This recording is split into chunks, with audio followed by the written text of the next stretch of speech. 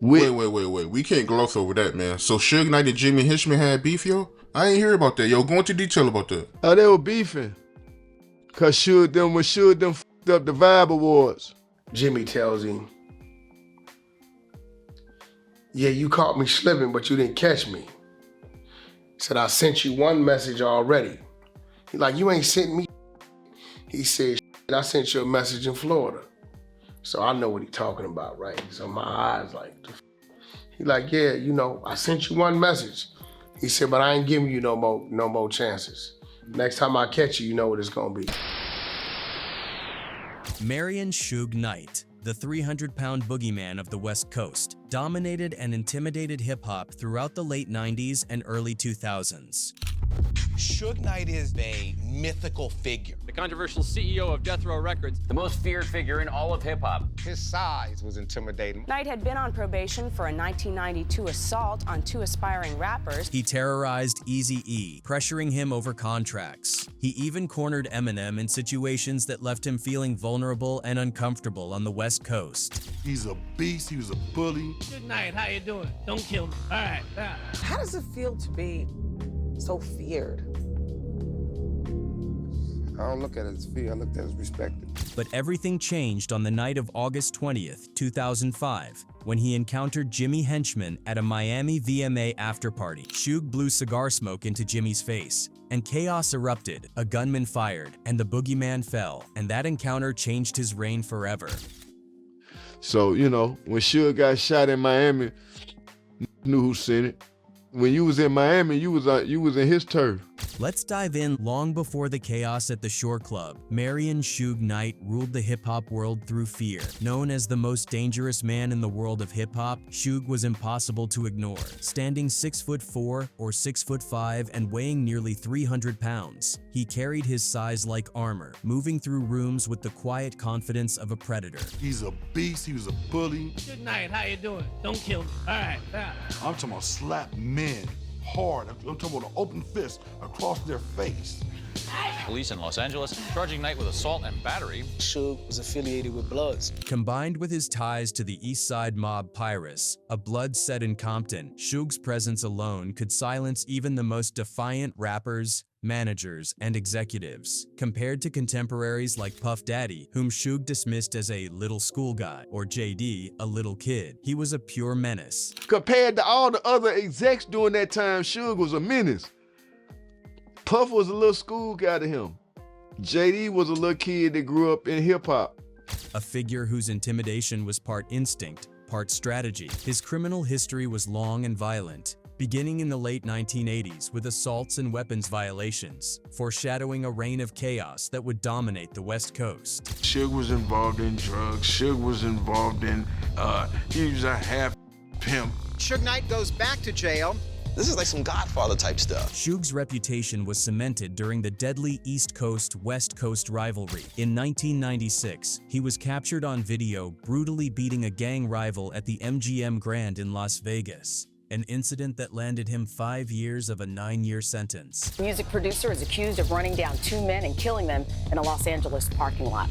Hours after that attack, Tupac Shakur, Suge's star artist, was fatally shot. 6 months later, the notorious B.I.G., Christopher Wallace of Bad Boy Entertainment, was gunned down. Suge was consistently suspected of involvement, allegedly seeking revenge for Tupac, though he was never charged. Wallace's family openly accused him, solidifying Suge as a figure whose power extended far beyond music. His name alone could change the energy in a room. Suge's wrath wasn't reserved for rivals alone. After Dr. Dre left Death Row in the mid-1990s, Suge repeatedly tried to sabotage everything Dre touched. The animosity escalated at the November 2004 Vibe Awards, organized by allies of East Coast operator James "Jimmy Henchman" Rosemond. When Dre stood to receive an award, one of Suge's associates struck him, delivering an overcut. Rosemond confronted Suge directly, yelling, "Yo, you ruined my event, dude. What the FK is wrong with you?" Suge later mocked Dre publicly, saying it must have been hard for Dre to be punched in front of his wife at last year's Vibe Awards. He bounced from an end table in front of G-Unit them, and he hit a beeline straight to the man Dr. Dre and gave him a little overcut. Boom! Know what I'm saying? And Dr. Dre bodyguards them jumped up and went at him. For Henchman, this was a major insult, strike 2, on a growing list of disrespectful moves by Shoog. He like, yeah, you know, I sent you one message. He said, but I ain't giving you no more chances. Next time I catch you, you know what it's gonna be. Shoog also allegedly targeted The Game, Henchman's protege and Dre's artist, at the 2004 MTV VMAs. Rumors swirled that Shoog had physically attacked him. By continuously bullying Henchman's associates, Shoog ensured that the East Coast Mastermind would not forget.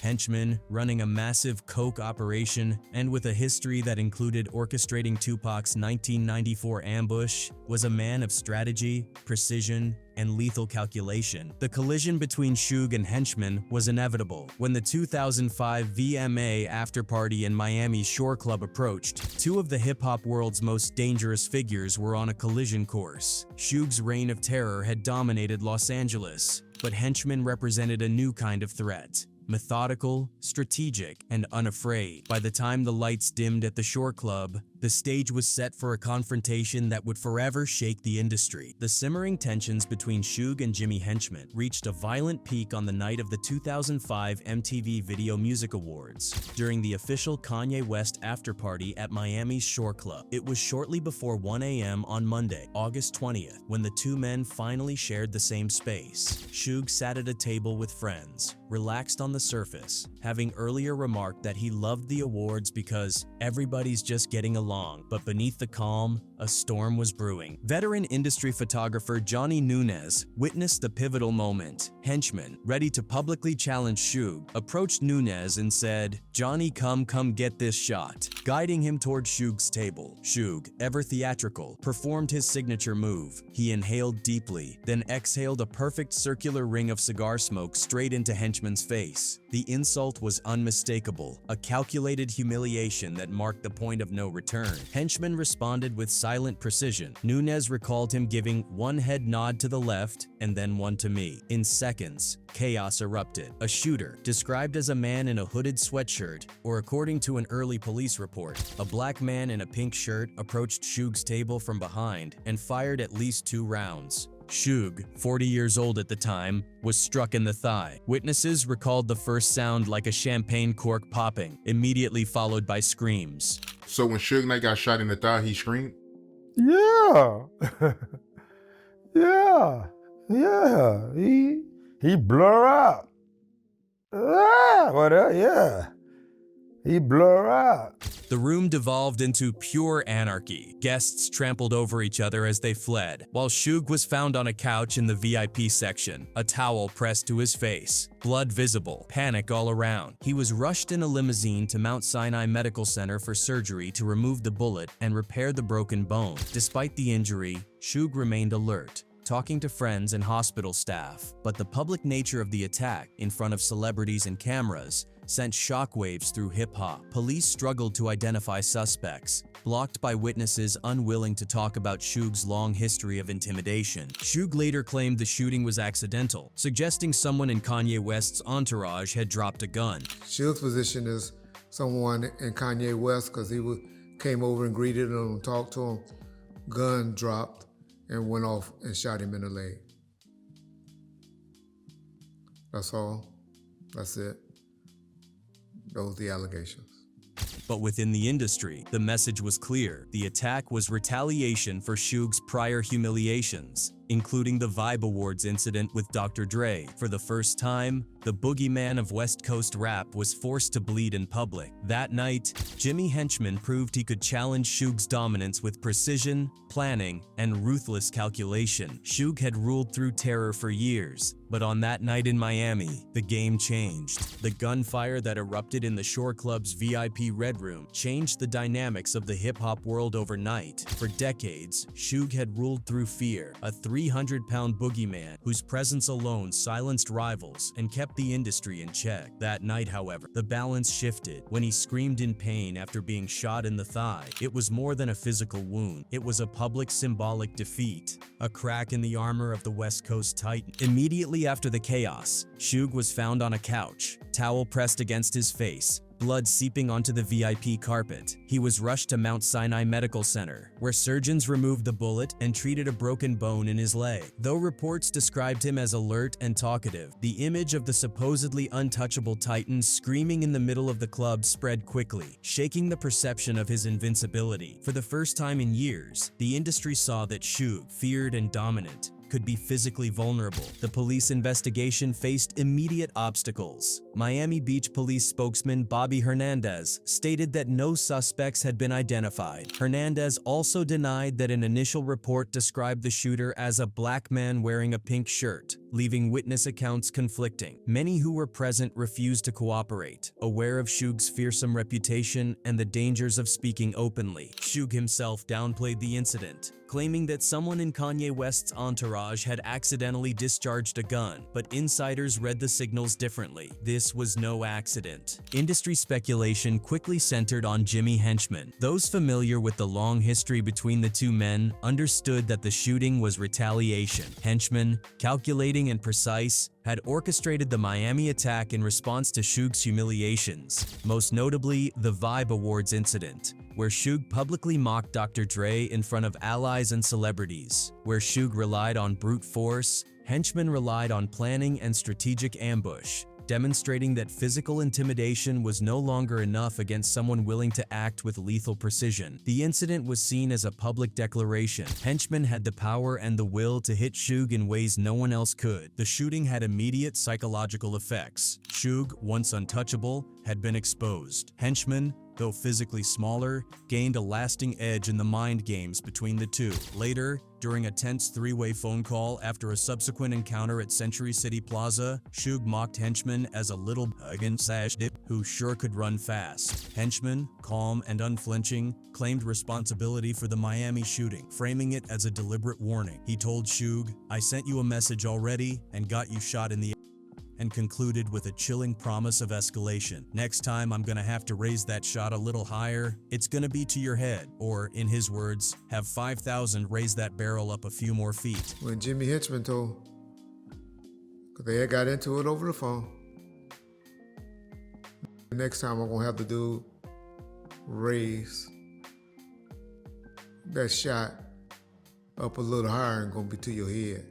That moment confirmed that Henchman's retaliation was not random. It was calculated, unavoidable, and precise. The aftermath reshaped priorities in the underworld of hip-hop. Shoog, wounded physically and publicly humbled, retreated from direct confrontations with Henchman, while Henchman redirected his focus to other feuds, including a growing violent conflict with 50 Cent and Tony Yayo. Henchman's methodical approach to retaliation through streets, media, and law proved effective, leaving a lasting mark on the culture of fear that Shoog had long controlled. The story ended differently for both men in later years. Henchman was arrested in 2011 for running a massive drug operation and later convicted for orchestrating the murder for hire of Lowell Fletcher, receiving a sentence of life plus 30 years. Shoog's legacy also concluded violently and tragically. Years later, he was sentenced to 28 years in prison following a fatal hit and run. The Shore Club shooting remained a turning point, a night that proved the largest boogeyman of West Coast rap could be challenged, and that strategic, calculated violence could eclipse raw intimidation in the high-stakes world of hip-hop. With Shoog's dominance publicly challenged in Miami, the focus turns to the man who orchestrated it all, James "Jimmy Henchman" Roseman. Unlike Shoog, whose power relied on intimidation and brute force,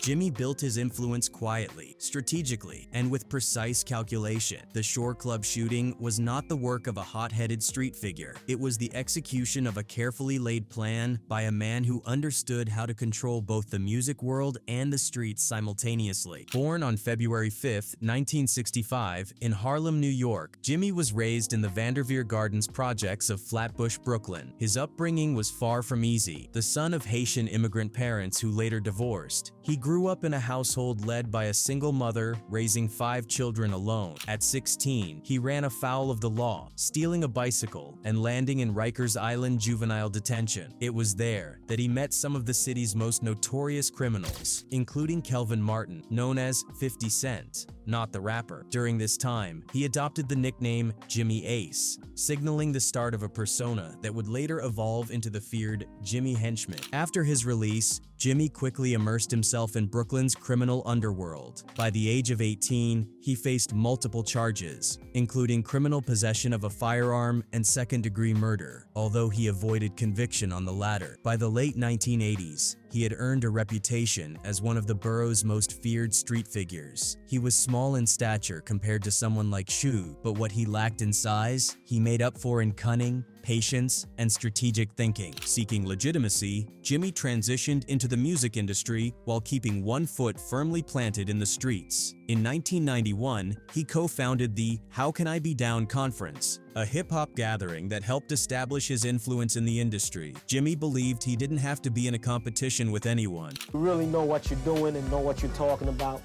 you can get a lot done. Instead of you competing with you at Def Jam and you're a rapper, that I have to compete and be better than Ja Rule or Jay-Z or DMX, and the list goes on and on.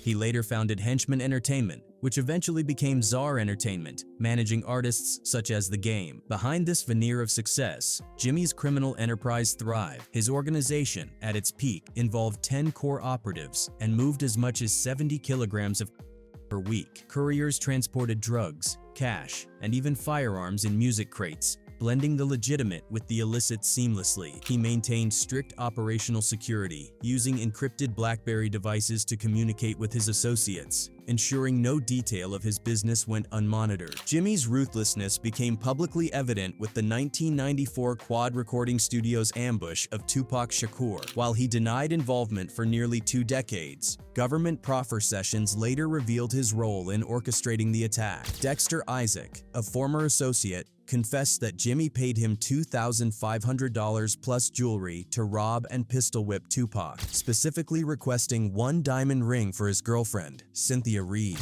Tupac himself would immortalize the betrayal in his lyrics, calling out Jimmy directly as the man who set me up, wet me up, stuck me up. This early act established a pattern. Disrespect would not be tolerated, and retaliation was guaranteed. By the time Jimmy crossed paths with Shoog at the Shore Club, he had perfected the art of combining street power with strategic calculation. He was deliberate, patient, and willing to act with lethal precision. Whereas Shoog relied on physical domination and terror, Jimmy operated like a chess master, orchestrating moves that left the industry guessing and rivals vulnerable. The Miami incident was not an isolated act of violence. It was a calculated demonstration that Shoog's reign of fear could be challenged, and that Henchman's empire, built on brains and influence as much as muscle, was a force to be reckoned with. Jimmy's feud with G-Unit and the kidnapping of his son. By the time the Miami shooting placed Jimmy Henchman's name back on the industry's lips, a darker, more explosive war had already defined the core of who he was. His conflict with G-Unit wasn't just another rap beef. It was a slow-burning street feud that evolved into one of the most violent chapters in modern hip-hop. What separated this war from Jimmy's battles with Shoog was simple. This one struck his heart, his pride, and eventually, his family. The tension began in 2005 when the Game, managed by Jimmy, was kicked out of G-Unit by Curtis 50 Cent Jackson. Words turned to insults, and insults became street-level provocations. Czar Entertainment's office sat directly across from Chris Lighty's Violator Records, which managed G-Unit. That proximity meant every glare,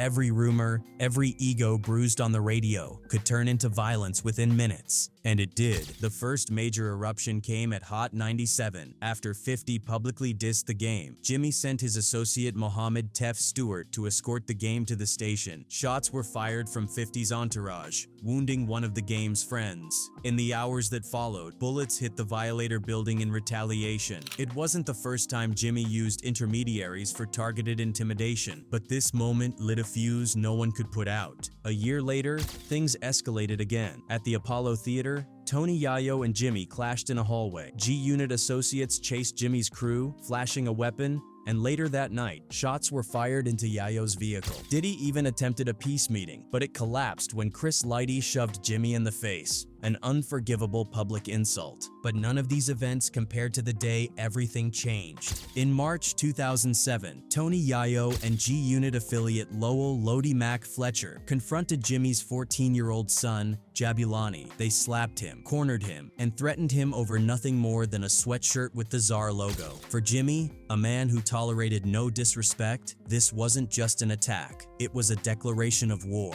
Jimmy reacted on all fronts. He involved the police, pushed the media narrative, and, in the streets, unleashed a campaign of relentless retaliation, car torchings, drive-by shootings, houses targeted, failed ambushes. Every move was meant to deliver a message. Hurting his child had consequences. The revenge reached its peak when Jimmy authorized the murder of Lowell Fletcher, paying the shooters with 1 kilogram of It was the final, irreversible step in a feud that had spiraled far beyond music. And from that moment on, there was no going back. The Miami shooting may have wounded Suge physically, but the true breaking point came later quietly, without cameras, without crowds, and without the chaos of a nightclub. It happened in a moment where reputations either survive or collapse. And for Suge, the man once treated as hip-hop's immovable wall of fear, it was the moment the myth finally cracked. Weeks after the Miami incident, Suge crossed paths with James Rosemond at Century City Plaza in Los Angeles. The encounter was brief, tense,